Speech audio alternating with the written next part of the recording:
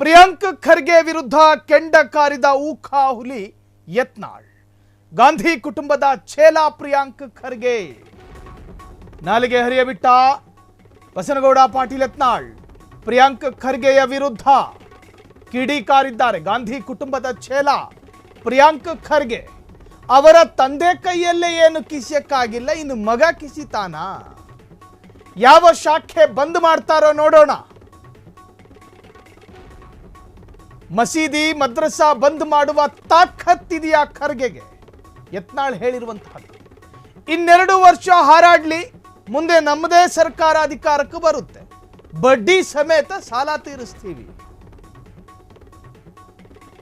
RSS ನಿಷೇಧ ವಿಚಾರ ಸಂಬಂಧ ಹಾಸನಾಂಬ ಉತ್ಸವದಲ್ಲಿ ಭಾಗಿಯಾಗಿದ್ದ ವಿಜಯಪುರದ ಶಾಸಕ ಬಸನಗೌಡ ಪಾಟೀಲ್ ಯತ್ನಾಳ್ ಖರ್ಗೆ ಹೇಳಿಕೆಗೆ ಅಥವಾ ಪ್ರತಿ ಕೌಂಟರ್ ಕೊಟ್ಟಿದ್ದಾರೆ. 60 ವರ್ಷಕ್ಕೂ ಹೆಚ್ಚು ವರ್ಷಗಳ ಕಾಲ ಅಧಿಕಾರದಲ್ಲಿದ್ದು ಕಾಂಗ್ರೆಸ್ 4 ಬಾರಿ ಆರ್ಎಸ್ಎಸ್ ಬ್ಯಾನ್ ಆದಾಗಲೂ ಕೂಡ ಅವರೇ ಅಧಿಕಾರದಲ್ಲಿದ್ರು.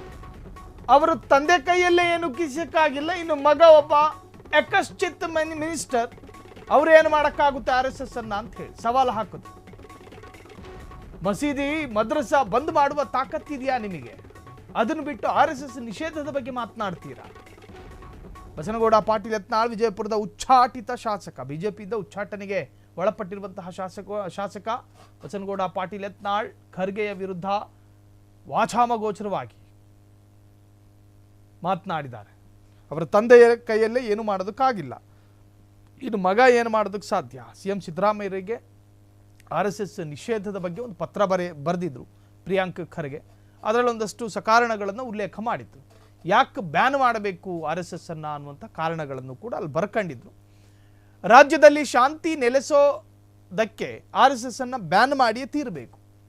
ಸಮಾಜದ ಶಾಂತಿಯನ್ನು ಕದಡ್ತಾ ಇದೆ ಆರ್ಎಸ್ಎಸ್, ಹಾಗಾಗಿ ಅದನ್ನು ನಿಷೇಧ ಮಾಡಬೇಕು. ಸರ್ಕಾರಿ ಶಾಲೆಗಳಲ್ಲಿ, ಸರ್ಕಾರಿ ಸ್ಥಳಗಳಲ್ಲಿ ಅದನ್ನು ಬೈಟೆಕ್ ಮಾಡುವಂತಹದ್ದು, ಪಥಸಂಚಲನ ಮಾಡುವಂತಹದ್ದು, ಹೀಗೆ ಸಾಕಷ್ಟು ಚಟುವಟಿಕೆಗಳು ನಡೆಯುತ್ತೆ. ಅವೆಲ್ಲವಕ್ಕೂ ಕೂಡ ಬ್ರೇಕ್ ಹಾಕಬೇಕು ಅಂಥೇಳಿ ಪ್ರಿಯಾಂಕ್ ಖರ್ಗೆ ಸಿಎಂ ಸಿದ್ದರಾಮಯ್ಯರಿಗೆ ಪತ್ರ ಬರೆದಿದ್ರು. ಹಾಸನದಲ್ಲಿ ಹಾಸನಾಂಬೆಯ ಉತ್ಸವ ನಡೀತಾ ಇದೆ. ಆ ಕಾರ್ಯಕ್ರಮದಲ್ಲಿ ಬಸನಗೌಡ ಪಾಟೀಲ್ ಯತ್ನಾಳ್ ಭಾಗಿಯಾಗಿದ್ದರು. ಆ ಸಂದರ್ಭದಲ್ಲಿ ಪ್ರಿಯಾಂಕ್ ಖರ್ಗೆಯ ಆ ಒಂದು ವಿಚಾರಕ್ಕೆ ರೀಕೌಂಟರ್ ಮಾಡಿದ್ದಾರೆ ಬಸನಗೌಡ ಪಾಟೀಲ್ ಯತ್ನಾಳ್. ಆರ್ಎಸ್ಎಸ್ ಬಗ್ಗೆ ಮಾತಾಡುವ ಪರಿಪಕ್ವತೆ ಖರ್ಗೆಗಿಲ್ಲ. ಪ್ರಿಯಾಂಕ್ ಖರ್ಗೆ ವಿರುದ್ಧ ಹಾಸನದಲ್ಲಿ ಯತ್ನಾಳ್ ಸಿಡಿಮಿಡಿ. ಕ್ಷಣ ಕ್ಷಣದ ಸುದ್ದಿಗಳಿಗಾಗಿ ಫ್ರೀಡಂ ಟಿವಿ ಸಬ್ಸ್ಕ್ರೈಬ್ ಮಾಡಿ, ಲೈಕ್ ಮಾಡಿ ಹಾಗೂ ಫಾಲೋ ಮಾಡಿ. ಹೊಸ ಸುದ್ದಿಗಳ ನೋಟಿಫಿಕೇಶನ್ಗಾಗಿ ಬೆಲ್ ಐಕಾನ್ ಮೇಲೆ ಕ್ಲಿಕ್ ಮಾಡಿ.